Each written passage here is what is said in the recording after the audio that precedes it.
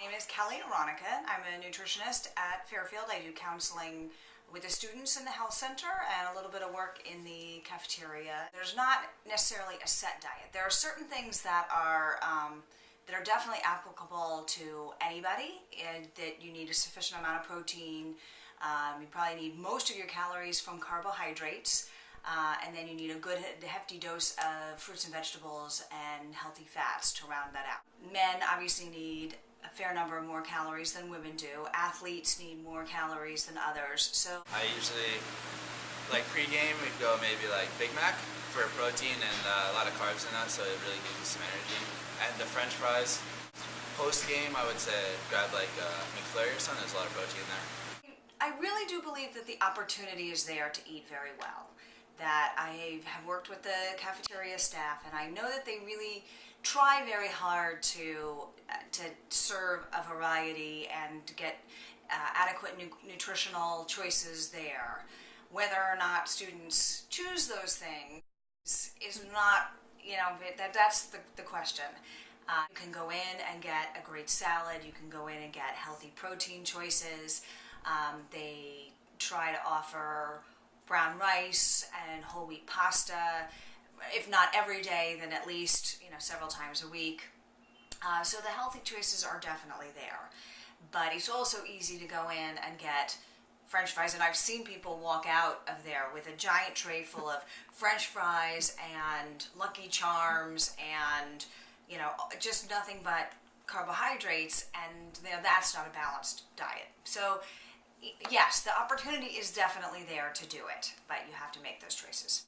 It does offer healthy options, I just don't really take. I notice that when I'm home for long periods of time, I actually lose weight, and then I gain weight when I'm at school. If you imagine your plate, kind of the ideal thing is that a quarter of it would be protein, a quarter of it would be a carbohydrate, and then half of it would be a vegetable or a fruit.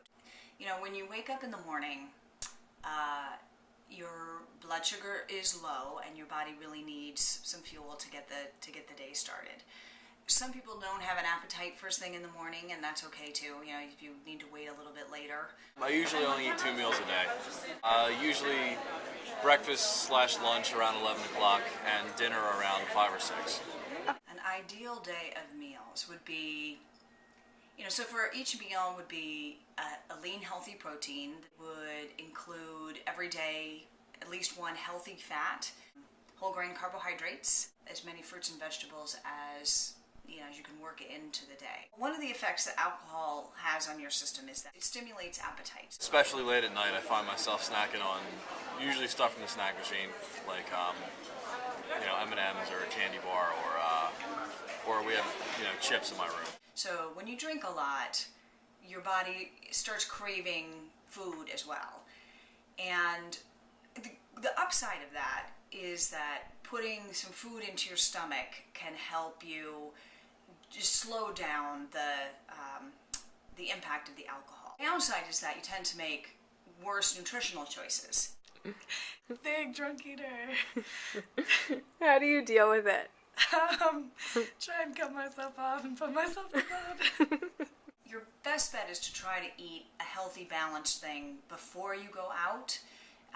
Just to have some food in your stomach before the first drink, and get some nutritional base in there before you start piling on the alcohol calories.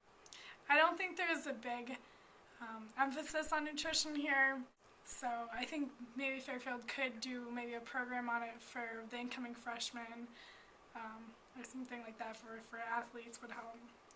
Especially for freshmen. In FYE, which I didn't find terribly helpful, but I think what might be really helpful is if they included a nutrition class as a part of FYE and taught freshmen about this is how you can limit your calories, this is good snacks, all that kind of stuff. What's the healthiest thing you eat? The healthiest thing? I like to have spinach leaves every now and then. I usually put maple syrup on. But if I feel like if you put in the Spanish seeds, they go down, and like the good will cover the bad. So the maple syrup, they just kind of cancel each other out. I would say living off campus, I'm a lot more healthier because it allows me to cook my own meals rather than going to the dining hall here.